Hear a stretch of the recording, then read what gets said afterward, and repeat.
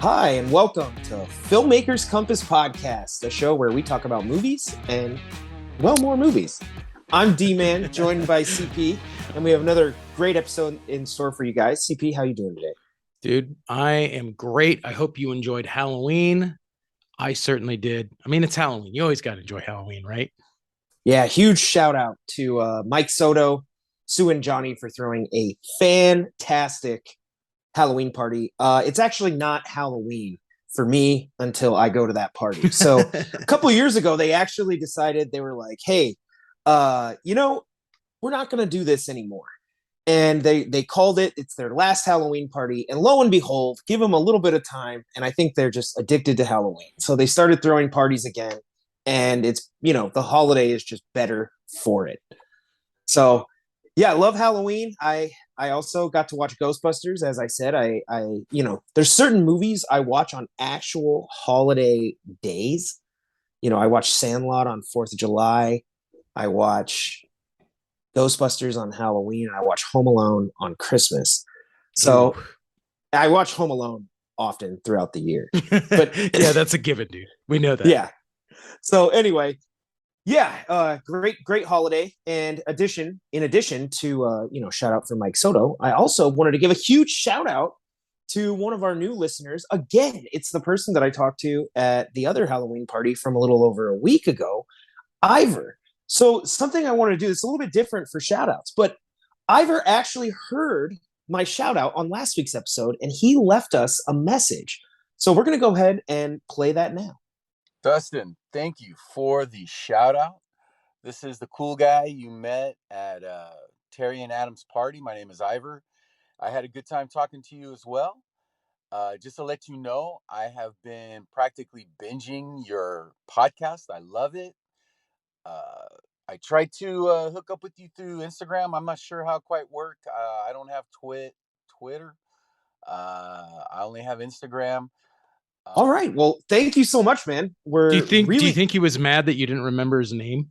well. It's actually weird because I had it. I was talking to my wife and I told her, I was like, oh yeah, I'm gonna give a shout out to the party, and then I met and I couldn't remember his name, and then she told me, she was like, oh yeah, that's Ivor, and I was like, okay, cool. And then I don't know what happened. I got here and blanked. So It's all the pressure, dude. It's a lot that's of pressure. a bad podcast host. I should have, I normally I got notes and I just forgot to write that one down. So, but anyway, more than anything, just so happy that you checked out the show, that you're enjoying the show.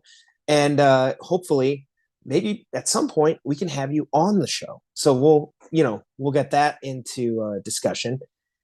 Do you have any shout outs on this week's episode, CP? Yeah, I'm going to give a shout out to my brother and sister-in-law having a baby. Way to go, the two of you. Hey, and congratulations. We're getting another fan out of it. So now we're up to like 7 total listeners. It's going to be amazing. This kid is going to fall asleep every night listening to Filmmakers Compass Podcast. That's all that we can hope for, man. Yeah. So, hey, congrats, Jeff. Very happy for you guys. So, CP, on this episode, something I wanted to talk about, and this is something I've wanted to talk about since the idea of ever doing a podcast has come up, and something I think we may have actively been avoiding, saving it for the right moment. And that is Star Wars. Now, I know everyone's a little surprised because we do happen to reference, you do happen to reference Star Wars almost every single episode of the show. So you got to explain what you mean. It has come up in context of discussions we've had on the show. So in regards to special effects, in regards to fandoms, and then often we use Star Wars as kind of a comparison to, it's one of our favorite things. So we often compare other things to our favorite things. So Star Wars comes up a lot on this show, but we never really, did a deep dive on what happens, with Star Wars in a more general sense. So we aren't going to actually do a total rewind or a movie remake time, but something I wanted to ask you. This week on Disney Plus, a new anthology series called Tales from the Jedi came out. All right. So It's a prequel era show following Ahsoka Tano, Count Dooku and countless other characters. It's animated. It looks a lot like Clone Wars. Okay. And essentially it's filling in, some of the gaps that people still have regarding the prequels. So this came out and began airing on Disney Plus this week. We have not watched it yet. I will, of course, be watching it. And I will probably not be. No, I will. But what I wanted to get into is, the very existence of the Clone Wars, right? The very existence or need for, Tales of the Jedi. What do you think happened with the prequels, particularly starting with Phantom Menace? Do you mean this movie right here? Yeah, for anyone listening in, CP is holding up the DVD version of Star Wars Episode 1, The Phantom Menace, while also wearing a pretty cool shirt if you want to stand up and... Check this out. This is from back in the day. So it's a Star Wars Phantom Menace shirt. It's got one of the Naboo starfighters and the Trade Federation ships kind of emboldened in the letters. Yep. Looks pretty cool. Now, throwback, classic. I gotta ask you, have you been holding on to a t-shirt for that long? Oh, from yes. Yeah. 1999? I got a whole bunch in there. I actually have one from the actual Pod Racer N64 video game. Wow. I mean, it's like shocked. Every time I go to dump them, I'm like, this is like old school Star Wars. I'm not getting rid of it. Well, I mean, I guess what I'm thinking about is like 1999. Do I have anything in my house currently from 1999 other than the house itself, which I believe was here? I don't know. I don't know, man. At that time. That's what I'm saying is like, and hey, I'm getting like super broad strokes here, but I mean, this also goes back to the fact that like, hey, I had Star Wars action figures from 1999 and my mom threw them all in the trash when she moved out of our house. Very upsetting. Yeah. Sorry, man. Actually, you do bring that up a lot and it really ticks me off every time. I'm always just so disappointed that happened. No, but like, here's the thing. This is why it upsets me is like, if I had been like CP, I have 4 huge bins of Star Wars figures, and for that matter, a whole range of action figures from the 90s. And I was like, do you want them? Oh, I would have totally taken them. Yeah, would you have been like, no, you know what, just throw them away? Just throw them away. No, I would have been like, keep them, sell them, give them to me, put them in a museum. I would have given them to you. That's the thing is like, if the option was trash or just give them to you, I mean, I would have loved to have kept them myself. But if I'm like, hey, CP, take them off my hands. Well, like we cannot allow them to end up in trash. That's just... The crazy thing is this. Your mom threw them away. She could have like sold them on eBay and probably like made like 30 grand. I was going to say, I've seen your action on another house. Like when we were kids, dude. I mean, considering it was like Ghostbusters, Batman, Jurassic Star Park. Wars, all that stuff is what she got rid of. I'm like, dude, that was all the stuff that I even had the old 90s, like early Attitude Era wrestling figures. I had Ninja Turtles, Gundam. Yeah. I mean, I'm kind of a nerd, I guess. But I love it. I don't have a shirt from 1999, and nor do I have any of those action figures. So if you don't believe me that I had them, CP can verify that for you. You know what blows me away is that I can actually still wear a shirt from 1999. That actually is true, because if I tried to wear one of my shirts, even if I had gotten like a large at that time, I am extra large now. It just wouldn't work. So anyway, in regards to Star Wars, like I said, we're not going to take a look at a specific movie, but I do want to talk Star Wars. So this is something that is kind of near and dear to our hearts, and we actually used to walk around college campus talking about this for hours. That's what we did. What happened with the prequels? Why were they not received with the same love and admiration that the original trilogy received in its time, particularly Phantom Menace, because that's the one that really set the tone? So is the question you're asking is, why do people hate and still hate the prequel trilogy? Yeah, and I don't just want to blame George Lucas. And I'm going to talk about that a little bit later, but I don't just want to be like, oh, he didn't, know what he was doing. I think George Lucas knew exactly what he was doing. And like I said, it's already getting me revved up here. But I want to throw it over to you first. I kind of want to get your impression of, what do you think happened here, and why does Lucasfilm in particular continually need to kind of like fill in the gaps? And not that this is not unique, right, to even the original trilogy. They had the holiday special, they had the cartoon droids and Ewoks, and then the other Ewoks. I mean, people love Star Wars. They want more Star Wars. So it's not a bad thing. But I feel like often the justification for the existence of Clone Wars or even now Tales of Jedi is they're trying to fill in the gaps that, the three movies just didn't really do well. So what do you think happened? Well, I think the first major issue, and I mean, we've talked about this with a lot of movies, anytime you're making a prequel, you're already setting yourself up for failure. Okay. We know who lives, we know who dies, we know the ending essentially of any prequel story. And it's just really hard to truly create something that captivates an audience. Right? Interesting. I mean, yeah. You've robbed them of all the tricks you really have as a storyteller. I think we even mentioned it last week when we talked about Rings of Power, right? Part of the problem is they're telling a story that we already know doesn't truly end in the Rings of Power series, right? The rings live on, Sauron remains, and that's why we have Lord of the Rings. So Star Wars has that same problem, and I think when you're watching the prequel trilogy, it's naturally robbed of a bit of the drama when, we know that the story is not resolved in this trilogy. We have to wait till the next one. So I actually I want to interject there. And this is a kind of a slight tangent, but I do want to ask you, when it comes to Star Wars then, because George Lucas properly titled them as episodes, how would you recommend to watch Star Wars? Okay. Starting. There's only one way to watch Star Wars, and it's to start with A New Hope. Okay. That's how you do it. That's the only way I would ever do it. I'd never do that. Like, well, let's start with the Phantom Menace and what's all. No, that's just stupid.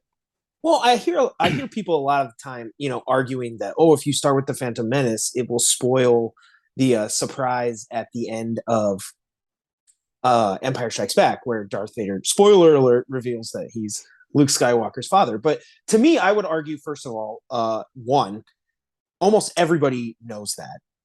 Like, I'm not arguing, because there's a whole new generation of kids who have not seen Star Wars, and we're talking about how we would introduce Star Wars to people who haven't seen it. But generally speaking, I mean, it's hard to make it through, watching Star Wars without that having, getting revealed for you. Second of all, I would argue that Darth Vader revealing that he's Luke's father is actually incredibly powerful in the moment, story-wise. So I think it absolutely holds up. I really think that reveal, the reason it's one of the biggest reveals in all of cinema, is because essentially it's a reveal for us and for the character. And so it's as revelatory for us as it is for Luke. And so it's powerful on both sides. And I think that's where a lot of big plot twists fail, is often they're revelatory for maybe the audience, but not really the characters, or the opposite. It's a big deal for the character, but as the audience, we don't really care all that much. Anyway, God, I could talk about Star Wars all over the place, but I actually, one more thing I wanted to point out while we're talking about the order of Star Wars. I just saw this video on Instagram Reels of this dad shows his daughter Star Wars starting with episode 1, so the prequels first. Okay. And this little girl did not know that Anakin becomes Darth Vader. And so he asks her, he's like, "What's wrong?" And she's like, I don't want him to be a bad guy." And she's like heartbroken, and he's like, "Do you like Anakin?" And she's like, "Yes, I love Anakin." And she was like heartbroken that like her favorite character turns to the dark side. And I was like, wow, it kind of hit me that I was like, for people that aren't familiar with Star Wars, didn't see the original trilogy, and are introduced to it that way, can have a totally different experience than the one I had, with all the baggage I brought to the table, as a young, middle school kid in 1999, who skipped out on school to go see Phantom Menace. Dude, But that's crazy. I never really thought about it, to be honest, but you're right. Like, I guess if you have been living under a rock and never watched a Star Wars movie and you start at the beginning, it's probably a bit emotional. it's Okay. so All sad right. too Fair because enough. Fair enough. she's eating lunch, and this is when her dad's asking her the questions, and then she's like, "I'm not hungry anymore," and like shoves her food away because she's like so upset that Anakin turned to the dark side. And I'm like, "Hey, little girl, he turns into like the greatest villain though." But anyway, shout out to those guys. Maybe we'll put a post out and tag them. We should. We should. Absolutely. Well, anyway, let's get back to it. So you were talking about the prequels as actually prequels, and the reason that that inherently limits some of the storytelling accessibility you have, to really kind of play with the audience because you're boxed in. Yeah, that's part of it. So naturally, I think when we look at the prequel trilogy, there's three major problems, right? Okay. The first of which I would point to is the character of Anakin Skywalker. And I mean, again, it's kind of in line with the prequel thing. In the original trilogy, Anakin Skywalker is presented as the ultimate badass. He's this amazing pilot, this amazing Jedi warrior who Obi-Wan, originally tells us that he is killed by Darth Vader, right? Mm-hmm. Oh, And it's so good. And as the story unfolds, we find more that he is this hero who is seduced by the dark side and falls from grace. And it's very powerful. Mm-hmm. And I feel like we never really see that in the initial trilogy. I think part of it is the fact that some of it is the way he's written. Some of it is just the portrayal by Hayden Christensen. Some of it just is the fact that all the characters seem to be in agreement that Anakin is this badass, and they talk about how he's a badass, but they don't actually show us badass moments of Anakin Skywalker in the initial trilogy. Now, when you watch the Clone Wars series, we see how Anakin Skywalker is very much a badass, but we don't get that to the extent that we should in the prequel. When you watch the prequel trilogy, it confirms that Obi-Wan Kenobi is a badass because we watch him do badass things, right? Yeah, and I think there was this big when once Hayden Christensen in Attack of the Clones and Revenge of the Sith gave his full portrayal, I think he was described as kind of like a whiny, incessant kind of teenager. He didn't ever exude this, like you said, dominant warrior confidence. It almost seemed like at certain points his confidence came from the fact that everybody said he was that good, but again, we just didn't quite get to see it in action. A great example, it's a fantastic scene, is the opening sequence from Revenge of the Sith, right? Mm-hmm. It actually is really cool. Like Anakin's actually flying a ship now, which, other than the pod racer, and which he technically flies a Naboo starfighter in Phantom Menace, but I think it's like for majority of it, like R2's controlling it, and so is like the nav computer. So he's not even actually flying for like half of it. But I mean, when it comes to that scene for Revenge of the Sith, ultimately, like they get hit with these droids. You don't actually see Anakin like flying around, really being this like amazing fighter pilot. Like him and Obi-Wan are essentially like flying straight with droids on there. Yeah.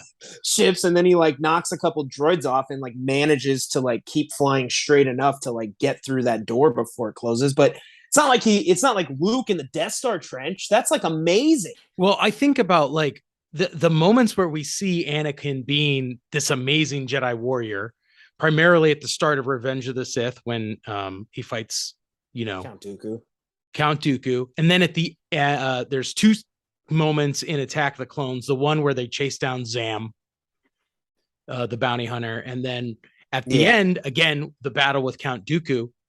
All of Anakin's success comes at the expense of the character of Obi-Wan, right? We never see, we see Obi-Wan make a mistake, Obi-Wan be incompetent, Obi-Wan get his ass kicked by Count Dooku in order for Anakin to shine, right? Yeah, okay. And so I'm like, each one of these moments, we don't see Anakin in his own right rise above everybody and really truly be better than everyone. Okay. And I think that that's part of it. The other thing is we never get that Harvey Dent moment. You know, when you look at The Dark Knight, you know, Harvey Dent is such this, we want him to succeed. And even though those of us that know who Harvey Dent is know he's going to turn bad, that moment where he is in the hospital talking to the Joker, right? Yeah.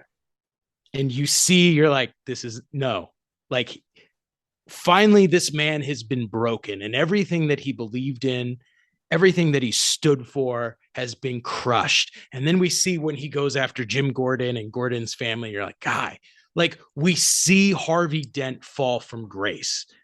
And it's so powerful because we're torn. On one hand, we're like, I love you as a character. I loved what you stood for. And it's so painful to see you throw it all away, but it's justified. We've been with him on the ride. We know why he's finally reached this breaking point as a man. And for Anakin, we never get it. We get this really crappy written scene where, you know, he says that stupid line where he's like, well, from my perspective, the Jedi are evil. And you're like, honestly, Well, I think when it comes to that, what actually happens, and I think it could possibly, if it was done right, be powerful either way, but because George didn't really settle on one for the script, they present Anakin's fall as initially he's having these nightmares that, right, Padme is going to pass away in childbirth, right? These visions. Mm-hmm. And so they have him kind of pursue sort of some dark knowledge from Palpatine. You know, what do you know? Mm-hmm. They're talking about Darth Plagueis, but they're presenting his fall as one out of fear, right?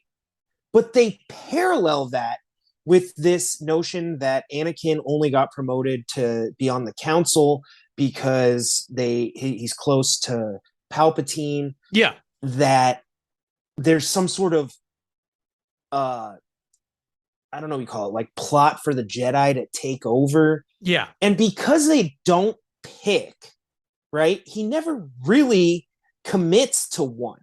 Because the whole Jedi plot thing is like, you went to go turn Palpatine in.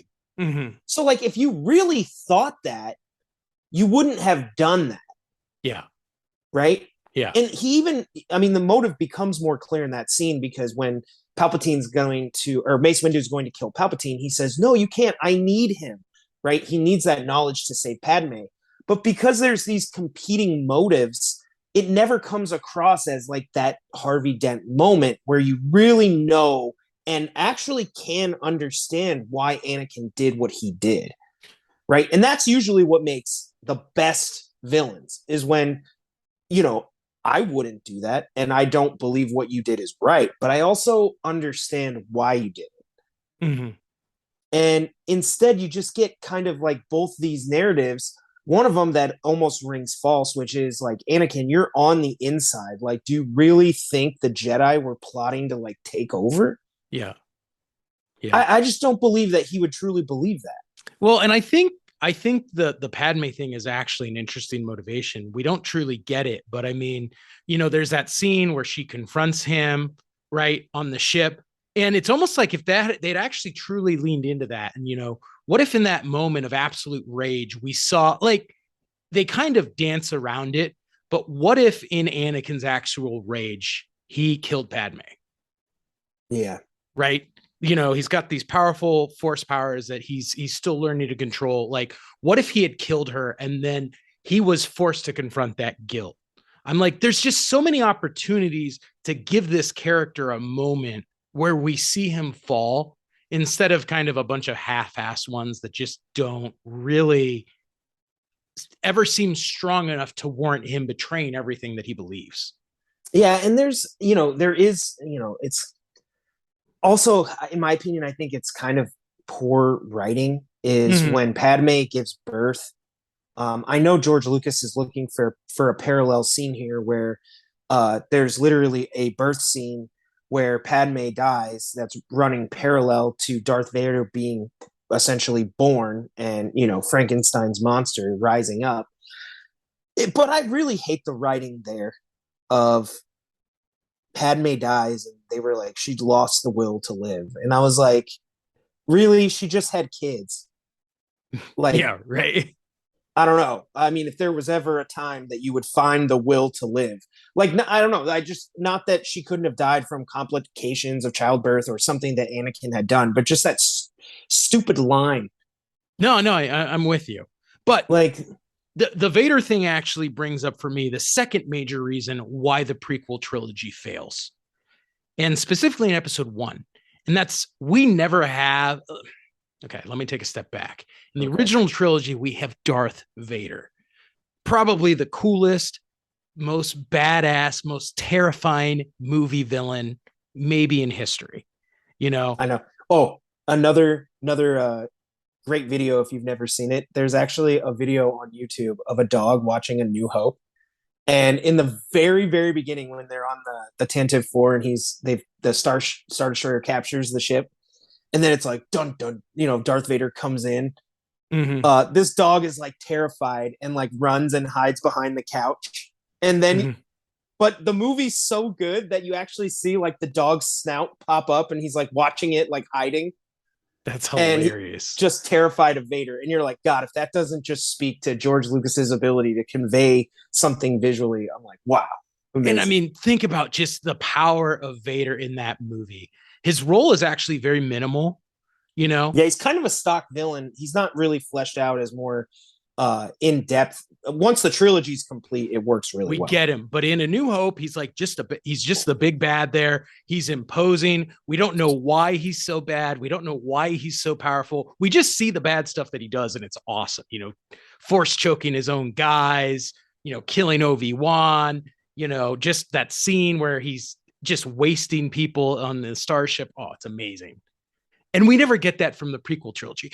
And what the killer thing is, when George you say Lucas, we don't get it, okay, keep going. The killer thing is George Lucas almost gives us a villain like that. We get Darth Maul, a villain totally shrouded in mystery. He has a double-bladed lightsaber. He pulls off his hood and he has the tattoos and the horns, and he says like 12 words in the entire first movie. Yeah, I forget how many lines he got, but it's only like a handful. It's like 2 lines, 3 lines, and you're like, this guy is awesome. And then what happens? Spoiler alert, they kill him.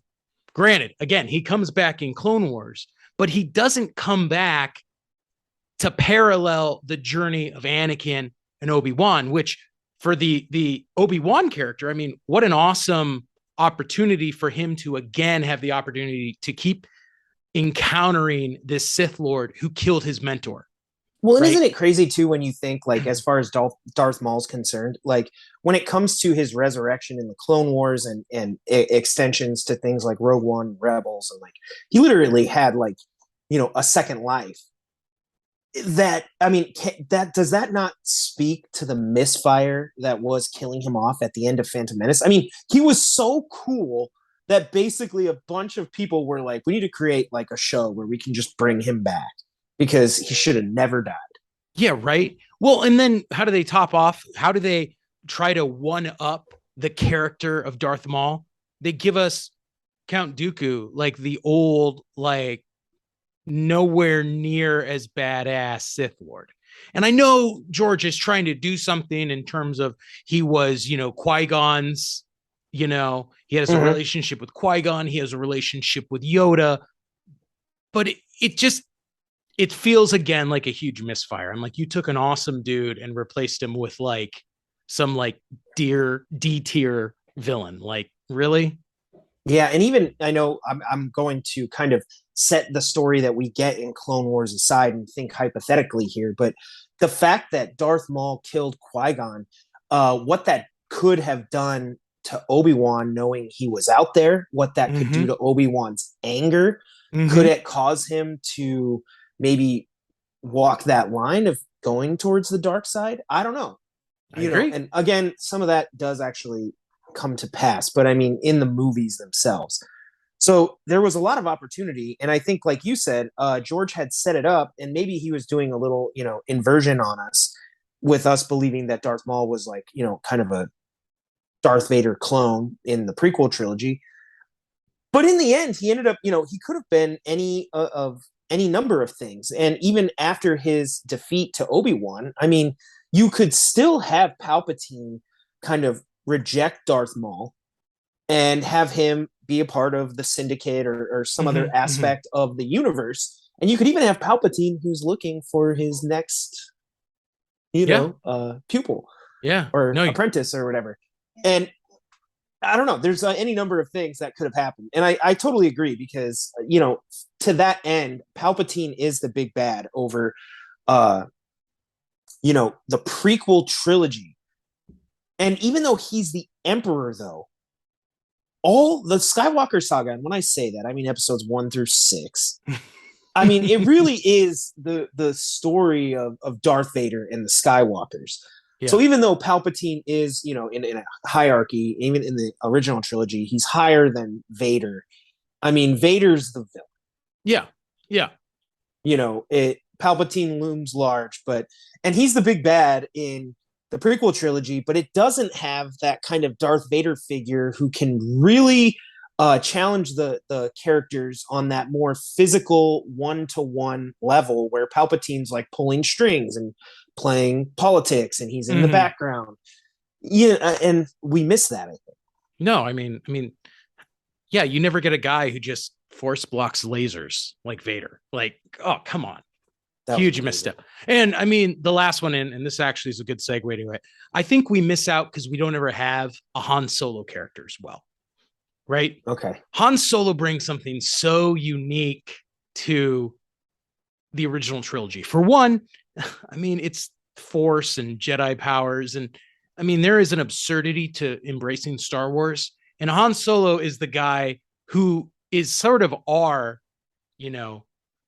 stand-in and can kind of look around at the universe and scratch his head and say that's all BS, Yeah, and like I never ever thought that Star Wars doesn't take itself seriously. I think it actually does, but it likes to have fun, and you do have to, like Han Solo standing there and he's like, "Boy, you said it, Chewie." Yeah, just like little comments like that, where out of nowhere, he's kind of like you said. Are we just gonna like follow this old guy? Yeah. Yeah. Like, why are we following him? And Luke's like, that is a great man. Like, you don't know, and he just kind of points out those things that, I don't know, just add a little bit of humor without making fun of Star Wars. He never parodies it. It's humor in world, which, oh my God, if we have to acknowledge the sequel trilogy, that was actually something I was a bit critical of, is that in the sequel trilogy, the Disney trilogy, a lot of the humor is for the fans. They do a few things. Like there's one where they have like what's it called? I don't know why, an iron coming down and they are alluding to like a fan film, right? That humor does not exist in world. That joke is for us. And I feel like in the original Star Wars, the jokes are in world. Yeah. Yeah. Very rare. Honestly, I don't know. Is there anything where they kind of wink at the audience? I don't think there is. No, I can't think of anything. And the other thing is, Han Solo can't. Does something that I think is really important that we don't get in the prequel trilogy or really the sequel trilogy for that matter. And I think it's important to ground the fact that... First of all, have you seen the sequel trilogy? No. All right, that's a different episode, but okay. But the point is this. Everyone in the prequel trilogy has a lightsaber, right? It's all about Jedi Knights. And obviously the Jedi are for the most part extinct by the time the original trilogy comes around, but there is an important balancing fact to the fact that there is a character standing toe-to-toe with Luke side by side in the missions who is not the all-powerful Jedi Knight. Interesting. Yeah. And like I said, I think one of the reasons that is important is by comparison, it amplifies what some of the other people can do, but it also introduces some really fun story things where he's going to solve problems and see things ways the Jedi don't. Yep. And he also is he's a smuggler, he's a Mm-hmm. rule breaker. Mm-hmm. So he's gonna break rules and do things that they maybe can't get away with. Mm-hmm. And even Padme probably can't because she's a politician. Mm-hmm. you know and I think sometimes that narratively can be very fun. It's very fun to have characters like that because you don't know what they're going to do. They present a bit of a wild card, right? Yeah, exactly. Where you're like, I don't know. I mean, I think I know what the Jedi will do. They're gonna ignite their lightsabers and do this, and Han Solo might rip off a thermal grenade and start throwing them, and everybody's like, what are you doing? Yeah, right. Or a thermal grenade, thermal detonator. But it's fun to have characters like that. And I think when it came to the prequel trilogy, obviously one of the knocks was that the dialogue was stiff, was wooden, very political. And a character like that might have also livened up the dialogue, made Mm-hmm. people smile in a kind of more humorous way, and Yeah. not just like oh, you're funny. Yeah. Because I mean, let's face it, the dialogue in the prequels is stiff and wooden. I mean, they're borderline like laughing at a joke and then saying you're funny, which Yeah. if you gotta say it. So I have to agree, though. I mean, with most of those points, because as well as the prequels have aged, and I do think they're starting to come into their own. I think you have a generation of Star Wars fans who grew up with them, love them in their own right.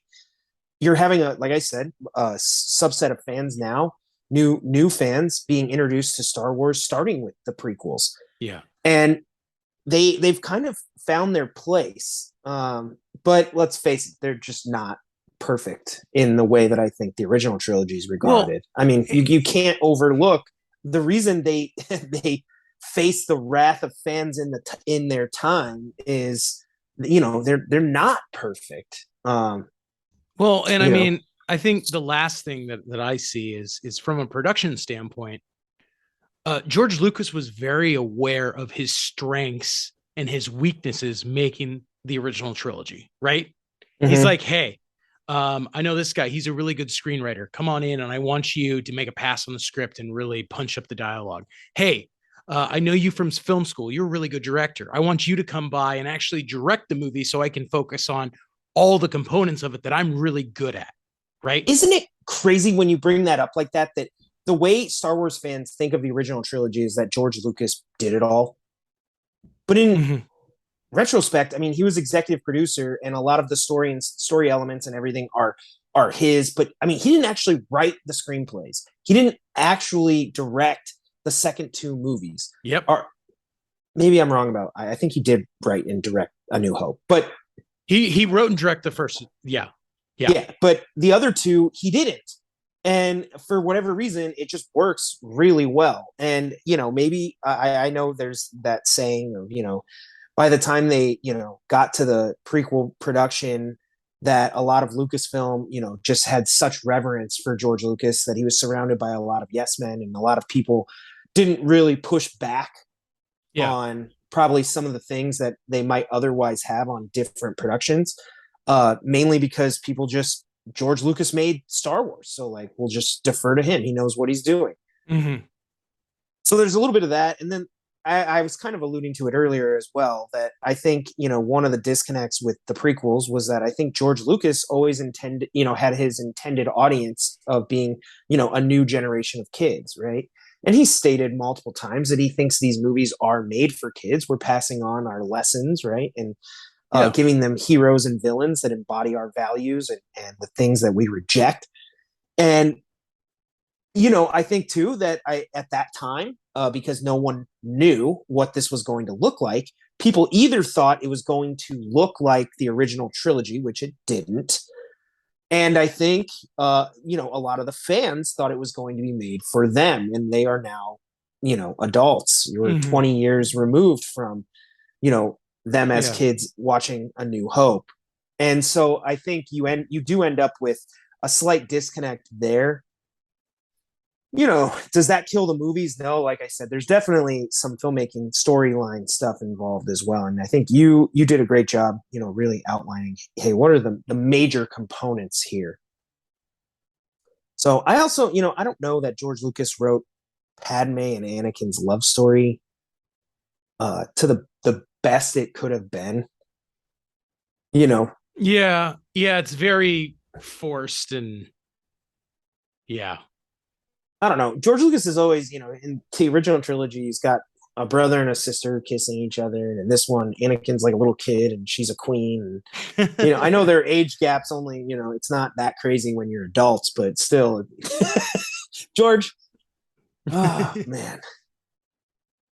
So anyway, yeah, no, I mean, I guess, yeah, I just wanted to take a look back because, as we mentioned, Darth Maul gets resurrected in Clone Wars. We get the introduction of the character Ahsoka Tano, who is now almost, a original trilogy, like universally beloved. Mm-hmm. And she's the character that really fits, I think, a lot of what the prequel trilogy is actually going for. She's a person who's challenging the Jedi Order. Mm-hmm. Are you guys right? And so when Anakin says all that stuff at the end of Revenge of the Sith, it feels somewhat empty. But here's Ahsoka in the Clone Wars, and she fills in those gaps of like, how did this happen? Yeah, yeah. The Jedi, they disregarded their mandate as kind of peaceful protectors of the galaxy and became soldiers in a conflict that they had no business, really becoming that involved in. And they lost their way. And so, she shows that. And that's something that I think is missing, is that kind of person who's looking at it and not just accepting that the Jedi are perfect. Yeah, for sure. For sure. So, because there's a lot of things that people question about the prequels, or particularly the Jedi Order. I think Qui-Gon takes Anakin's blood and analyzes it without his knowledge. The Jedi take kids from their parents and kind of indoctrinate them into this, kind of cult-like order. They, they were not perfect. They also, they have massive egos in how they, revere their own order. They, put a lot of faith in the history and stuff that came before without acknowledging that this whole thing could be flawed. Yeah. They don't question it. And so I think, the Clone Wars in particular, and hopefully, Tales from the Jedi, do a good job of exploring that a little bit further. We got a mention of it from Mark Hamill as Luke Skywalker in The Last Jedi, but again, I don't want to get into the sequels right now. But yeah, I think there was, obviously there was a lot, but it's fun to me, I think, to look at the prequels now. And what I admire the most about them is that George Lucas tried something different. He didn't just remake the original trilogy with better graphics. He's definitely trying to tell a very deep story. How does somebody turn into a villain? Was he successful at getting that all the way across? Maybe not, but it's ambitious. I love that he's going for it. I mean, come on. Order 66, amazing. Well, and the other thing, I mean, I love how we see the evolutionary history of Star Wars through the prequel trilogy, right? Yeah. We see early models of things that come around, 20 years later within the same universe. And I think that, he's very aware as a creative of kind of taking us to this earlier point in this universe's history. And I think that's really cool. And, yeah, we got some great sequences. Obviously, the lightsaber battles are incredible. Pod race is fantastic, holds up shockingly well. Go watch like some of the newer Marvel movies and all this stuff, and you're like, wow, this was made in late 90s. It released in 99. But you're like, the graphics on this are just fantastic. Things still don't look that good. Yeah. I think we did an episode where we talked about special effects and kind of Lord of the Rings and Jurassic Park. I don't think we mentioned the pod race scene because the prequels do have Jar Jar off. Well, that's that other problem with that's that other, yeah. Hey, love him or hate him, he's there. But I don't know that those graphics specifically aged as well as some of the other ones, but the pod race is a standout. Looks incredible. And I don't know. Like I said, I love George's ambition. I love that, everybody's like, yeah, just what kids want to hear about politics. But there's such an overarching narrative about democracy and how, people can deceive and you maybe not be who they appear at first glance. And I don't know. I just admire him for doing something different and sticking to his vision, even if it wasn't perfect. I think we got so many great moments from it, and it inspired essentially Star Wars fans who loved the movies and became creators themselves to create the Clone Wars and fill in some of those gaps. So it's been pretty sweet. What's really kind of crazy about the prequel trilogy, and I've never thought about this, and I don't think we've ever talked about it, but at the same time, George Lucas is writing this epic about the fragility of democracy, right? And people throwing away their freedoms and powers in the name of fear, right? Yeah.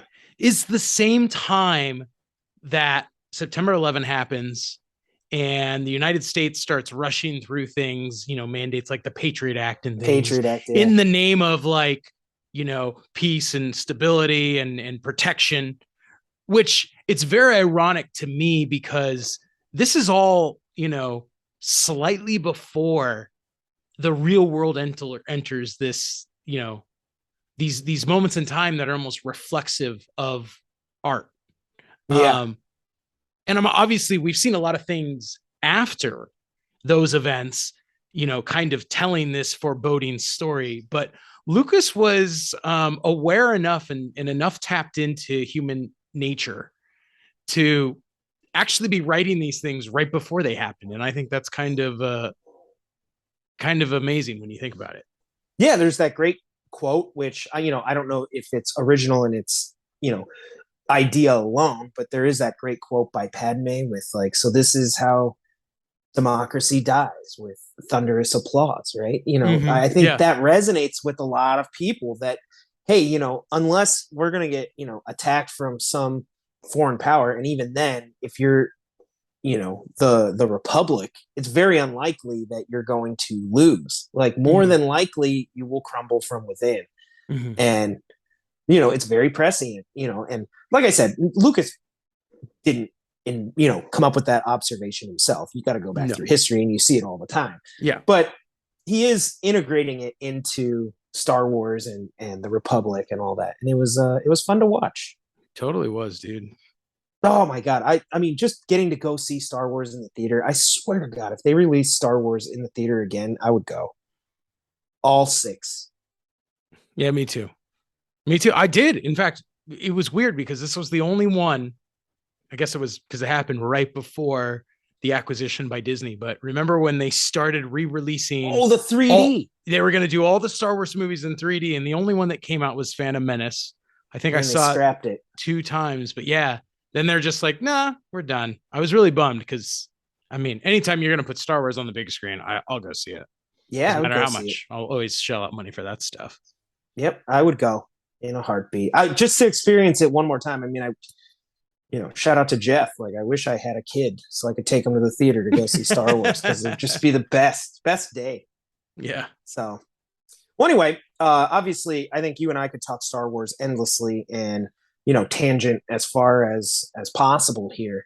So this conversation with Star Wars is not over. Obviously, we have so many things. You have so many new Disney things to watch. You got Harry Potter. We there's way more be a blast to be had. So much fun stuff. Yeah, if any of our listeners, if you get a chance to check out Tales from the Jedi on Disney Plus, let us know what you think. Does it fill in the gaps that really improve the viewing experience for the prequel trilogy, the way Clone Wars and Rebels did? And what are your thoughts, on the prequel trilogy? Is there something that because we picked kind of the big things, but is there anything from the prequel trilogy that stands out to you as a big miss or a reason that it was not received well in its time, despite it aging pretty well and being received well by fans today? So, and hey, let's just face it, if you have a favorite scene from the prequels, send us that too, because I just love talking about Star Wars scenes. Ooh, what is your favorite scene from the prequel trilogy? Prequel trilogy scene. I think the Obi-Wan, Qui-Gon, Darth Maul lightsaber battle at the end of Phantom Menace is absolutely incredible. I do love the dueling duels at the end of Revenge of the Sith. So I'm going to the battles here. Those were some of my favorite, the lightsaber duels. Fair enough. They're the best in all of Star Wars, in my opinion. Oh yeah. I'm not even. There is one in Clone Wars. I think it's Ahsoka Tano versus Darth Maul, which is amazing. They're like on this scaffolding, absolutely well done, and it's animated. So, hey, say what you will. I know live action, you got to do the choreography and all this stuff that goes into it. But damn, this lightsaber battle looked good. But those two in Phantom Menace and Revenge of the Sith are my favorite. What about you? Yeah, probably the Phantom Menace duel is definitely up there. Pod race. I mean the pod race is pretty cool. I'm trying to think of something that's not one of those. I mean, I don't know. I mean, maybe even I might dare as to say the Order 66 montage That's so sad though. It was just so powerful. I remember sitting in the theater and I was like, I knew, like you said with prequels, we know going into it that like there has to be a Dude, that moment part where with Kiadi Mundi where he runs out and just turns around and gets wasted, it makes me so pissed off every time. Oh man, that scene is just fantastic. I always thought the Jango Fett Obi-Wan kind of battle on the Camino? platform in Camino. I thought that was kind of cool. Yeah, In the Rain was different for Star Wars. Yeah. And I think that was something everybody had kind of wanted to see with Boba Fett, which, God, can Star Wars just get Boba Fett right? I feel like to write Boba Fett, George creates Jango Fett. So he's like, okay, we could see what Boba Fett would have looked like if we ever did get him in action. And then they come out with the Boba Fett show, and it's like, the way cooler guy is the Mandalorian. Yeah, right. I'm like, the Mandalorian is exactly what Boba Fett's supposed to be. Like, come on. Yeah, guys. like if you were ever gonna do a Boba Fett show, it should be the Mandalorian. Yeah. Like, what are you doing? So stupid. Oh, makes me so mad. He's the Darth Maul of the original trilogy. Super cool looking, and then he just gets like, tossed into the Sarlacc pit. So anyway, while we're speaking about Disney Plus and Disney, something I actually wanted to ask you, because I was so impressed when I went to Disneyland with this ride that I wanted to bring it up. We're talking about Star Wars.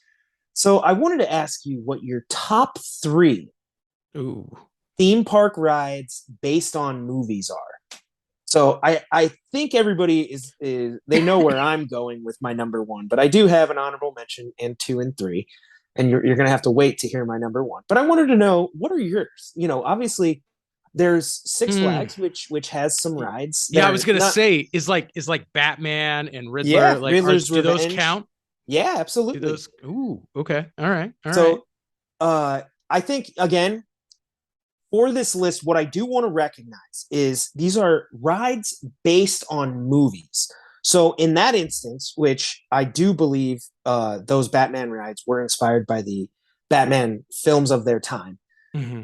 For instance, at Universal Islands of Adventure, they have a Spider-Man ride and Hulk roller coaster. Well, those are inspired by the comics. So, and I could be mistaken about Batman and Riddler's Revenge and Six Flags, but I'm going to exclude those because they are, in fact, based on the comics, and even the rides themselves feature very kind of comic book looking cartoony villains and heroes, versus at Disney they have the new Avengers campus, and that is clearly inspired by actual movies. Okay. Right. So, and then the second thing is I also am going to exclude rides, and this is mostly Disney here, rides that inspired movies. So Haunted Mansion, Pirates of the Caribbean, Jungle Cruise, all of those where the ride came first. So we're looking at rides that were inspired by the movies. Ooh, okay. This is it. All right. I like this. This is cool. I like this. All right. Then I'm actually, so I'm going to throw out an honorable mention first. Okay. now that we clarified the Six Flags component is, which I think it is, because when you go on the Batman ride, it is very much the kind of the line experience seems like it's made after the Tim Burton Batman. That's what I thought. And I feel like the Riddler's Revenge, I feel like the line experience, it's kind of in the theme of the Batman Forever Riddler. So I'm going to say honorable mention, Riddler's Revenge, still probably one of my favorite roller coasters ever. And part of it's because it's the only standing roller coaster I think I've actually ever been on, which always seemed weird to me. Okay. So I'm going to go that. That's my honorable mention. And yeah, that's just an awesome ride. And glad we could throw DC some love there and Six Flags, because apparently nobody goes. So good for them. Really? Oh man. I've never been to the Six Flags out here in Los Angeles, but I have been to the one back in Chicago or the Chicagoland area. And it was pretty good. I like Six Flags. Is that Great America? Yeah, and out here I think it's Magic Mountain. Magic Mountain. Yeah. So that's my honorable mention. Number 3 for me, I am going to go with, this is one of my favorite animated movies of all time, Peter Pan at Disneyland. Oh, the dark ride. Yeah. An old classic, actually. An old classic. Still one of the longest rides in the park. Longest rides? Or lines. To get onto a ride. Say, that ride, even at like 11 at night, still has like a 30-minute wait to get it's on insane. And you're like, it's like 50 years old and like, yeah. So I'm gonna go Peter Pan just because I love the movie and it's fun, and you go to you go to Neverland, and you're riding the ship, and yeah. You've seen the updates too, right? I have. They're awesome. Yeah, it's pretty cool. It's like how you update a classic. Yep. It totally enhances the original experience and makes it better without sacrificing the charm and what made the original so special. I thought the upgrades were, 2 thumbs up from D-Man Disney. That was well done. For number 2, I am going to go with another Disney ride, the Indiana Jones ride. I mean, it's Indiana Jones. Huge fan favorite. It's not directly inspired by any one movie, but they capture the essence of Indiana Jones, right? Absolutely. The Jeep, the Indy character that pops up throughout the movie looks and sounds like Harrison Ford. They even managed to throw in a boulder, which is like the most iconic Indiana Jones component. Yeah. I got to give a tip of the cap because I was just at Disneyland in May. And one of the things that really stood out to me was when you're in line for that ride, they have a lot of interactive Indiana Jones style things. Like you can push bricks in the wall and like stuff will light up, or, smoke will come out. Things, there's like clues hidden throughout that reveal the story. They have a big screen with like a face on it that is telling you things. I actually really liked that, they were able to make the ride line interactive, which I never thought I would say I would enjoy a line. But if you got to be in one, why not make it interactive? Yeah, for sure. And then number 1 for me is Universal Studios, the Jurassic Park ride. Oh my God, I love that ride. I mean, I love Jurassic Park. This. There's a pretty epic drop at the end. Now, I have not been on it since it's been updated for Jurassic World, so I don't know how it's changed, but the original Jurassic Park inspired one where you get to the edge and the T-Rex comes down at you and you go out. Oh, so fun. And it's amazing. It's definitely a ride that gets you wet. You get soaked on it. No, and I love that ride too, because they actually make it feel like you're going on the Jurassic Park tour. So like it starts off and you're like going past different what are they called? Like decks or whatever, where the dinosaurs are, but it's like they're taking you on like a zoo tour. Yeah. And then all of a sudden like something goes wrong and you get veered off course and like you're like, oh my God. And then you hear the raptors and all this stuff. And to me, I thought they actually made it feel like, this is what Jurassic Park was like. Yeah. So you get to experience the movie. I thought that was just so well done. Well done. So much fun. And I mean, you see some pretty sweet animatronic dinosaurs throughout. So what more could you want in a Jurassic Park ride? For sure. How about you? Well, what are your choices? I have to give an honorable mention. Now, this is a ride that I actually haven't ridden, but I want to, and that is I want to go to Universal's Harry Potter Land. Now, I haven't been, and I've heard And it's amazing. I don't want to go to Harry Potter Land. Hey, you watch it. I'm supposed to give you hell. You do want to go to Harry Potter Land, and we will watch all 8 Harry Potter movies and go together. All right. But I all think right. that Maybe just we'll do looks that. absolutely incredible. To me, I think the way they I've seen, the videos on YouTube and all this different stuff, like the way they made Hogwarts and Hogsmeade, and it's interactive with the wands and all this stuff. But more than that, the actual rides look great. There's the dragons and all this different stuff. I just that's something that's on my list. So even though I can't technically put it on my list today, I think if I go, it might make it. All right. Fair So, enough. Number Fair 3 enough. for me is actually going to be the Hollywood tour at Universal Studios. So where you literally ride the movies. So, Fair and enough. that's at Universal Studios Hollywood. So if I'm not mistaken, I think the tour is much different, if not even fully there anymore at Universal Orlando. Although I haven't been there in a long time, so I could be wrong. But in Universal Hollywood, it's actually fantastic. They go through a bunch of different things, obviously different movies. They have Psycho and Jaws and King Kong, and I think they even do at one point. It was what's the Spielberg movie with Tom Cruise with aliens? War of the Worlds. Yeah, I think they have like a War of the Worlds bit, and like I don't know, all kinds of different stuff. But it's really fun because it's interactive. They show you what the actual sets look like. I think you go through, just an old Western set and like Mm-hmm. really cool stuff. It's to me, it's an amazing ride to give everybody just kind of a sneak peek behind the scenes, but not just a video look. You actually get to go see it and see what it looks like. So that's one of my favorites, and I love too that can be essentially you can take different sections of it and pull them out, add new ones as you have new movies and different things that come in. I think that's fun. Yeah, that's a fun ride. I haven't been on it in a really long time, but I find it funny because anytime on the Universal lot and you walk by the trams, dude, people start busting out their phones and recording videos, and you're like, no, you don't need to. I mean, I maybe they haven't just know that they're filmmakers, Compass fans. Maybe that's what it is, dude. I do love the original kind of King Kong, the old ride where they had like the giant kind of animatronic King Kong, but they updated that with Peter Jackson's King Kong. But it was actually really cool because they basically create like a dome screen over the tram, and then they have like King Kong in 3D outside. So literally, like your entire field of view is a 3D screen.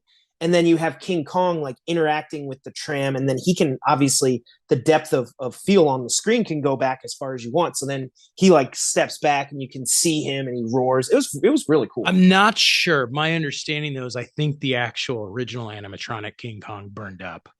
Is that what happened? Oh I yeah, there think was that's that why they had to get fire. rid of it. Yeah, there was the fire, and so I think that's why they probably have the new. I was a fan one. of that though. No, it was cool, dude. It Yeah, was I cool. liked it. So that one had its own charm. Number 2 is technically a show. So number 2 on my list is it's a little questionable, but it is one of my favorite rides of all time, and it too is also gone. Terminator 2 at Universal Studios. Just, I think it's basically it's a show, and also has an interactive line. You're literally at Cyberdyne, but they sit you down in this theater and you put on 3D glasses. James Cameron actually filmed footage for this with the cast from Terminator 2. They have people come out on motorcycles and actual actors come out on stage while you're fighting like I think it's like a T-1000 variant, and it's literally like coming at you. Amazing. And That's it's cool. gone. It's gone, dude. Bummer, dude. It was the best. I would go on that all day. It was so much fun. Well, I mean, it's Terminator. What do you expect, dude? Dude, and they have the actual theme song, the music, like all it felt like I was in Terminator, like you're writing the movies. It was amazing. That's pretty cool. Now, we got to get into the reason for this list, and it is the best ride I've ever been on. And ironically, I didn't have any roller coasters, but the best ride I've ever been on is Star Wars Rise of the Resistance. It's the new dark ride at Disneyland and I think MGM Studios or Hollywood Studios, whatever it's called now. Mm-hmm. It is absolutely amazing. As far as like rides go, I mean, Disney pushed the boundaries of what they can do in almost every conceivable way. Like, have you got a chance to ride it? No. So I am actually not going to dive into the details because there's probably a lot of people listening that haven't been on it yet. So I don't want to ruin it for you. But just absolutely stunning how they're able to integrate the line experience into the overall story for the ride. I think the mechanisms they use to get the actual ride mobiles, you go in like different paths so you can ride it multiple times. And then what they're able to achieve in terms of believability is unreal. And the Star Wars rides at Disneyland, which right now there's 4 of them. It's Star Tours, which is amazing. Because I think one of the neat things they were able to do with Star Tours is they updated it so they can continually add and take out the different places. So you can actually ride Star Tours like 5-6 times and get a different experience every time. Mm-hmm. Space Mountain is actually Hyperspace Mountain right now. So it's a variation on the original with some Star Wars elements added. Great ride. Not necessarily the most Star Wars of all of them. And then Smuggler's Run, which is the one where you get to fly the Millennium Falcon. Tell you what, when I actually got to be the person on that ride that pulled the lever of the Millennium Falcon that sent it to hyperspace was like a childhood dream. Absolutely amazing. Like, I wish I had video of it. I would love to have it because I bet I had the biggest smile and I had no idea that was going to happen. Like, that it was going to be me that would do it. And the person who's like navigating you, they're like, oh, pull the lever. We need to go to hyperspace. And I was like, oh my God, it's me. You know, it's like a lighting up green. And so I pull it and the seat goes back and the stars go. And I was like, oh my God, this is like what I've dreamed of with my toy Millennium Falcon that my mom threw out when I was a kid. Oh, we went full circle. But none of those top Rise of the Resistance. If you haven't been on it, I totally recommend it. It is a long ride. It's one of the longest at Disney, I think, in all of Disney. Okay. And it is worth the wait. So honestly, I was blown away. I had so much fun on it, and I can't wait to ride it again. Dope, dude. All right. So that does it for our episode. A little Star Wars heavy, but that's never a bad thing. I love talking Star Wars. I hope you guys can sense my passion coming through both my voice and this video because, yeah, I mean, you and I we used to walk around college campus and just talk about Star Wars for hours. Well, if anyone's ever listened to every episode of our podcast, we've talked about Star Wars in every episode of our podcast. So, you know, kind of amazing that it took us this long to finally do one just about Star Wars. Oh, it was the best. I loved it. Man, it's so good. But all right. Well, that does it for our show today. So I hope everybody listening, obviously, continue the conversations. If you have any rides based on movies that you want to add to that list, be sure to send them our way. Hopefully you guys do, because there are so many of them, particularly Universal, which their slogan is "Ride the Movies." So, true. Very true. I'm sure some of our listeners have some other favorites, you know, both present and past. So keep the conversations going. Be sure to leave us a 5-star review and help us rank a little bit higher in the podcast directories. We always appreciate it and appreciate the feedback. You can follow the podcast and all of our online discussions and you know, comments and everything at filmmakerscompass.com, where all the posts are, as well as the links to all of our social media channels. You can follow me at Big Kid D-Man. You can follow me at NDCal5. And that does it for our show. So thank you all for tuning in. Hope you guys enjoyed this episode, and we'll be back next week with more movie discussion. Keep watching movies. We'll see you back here next week.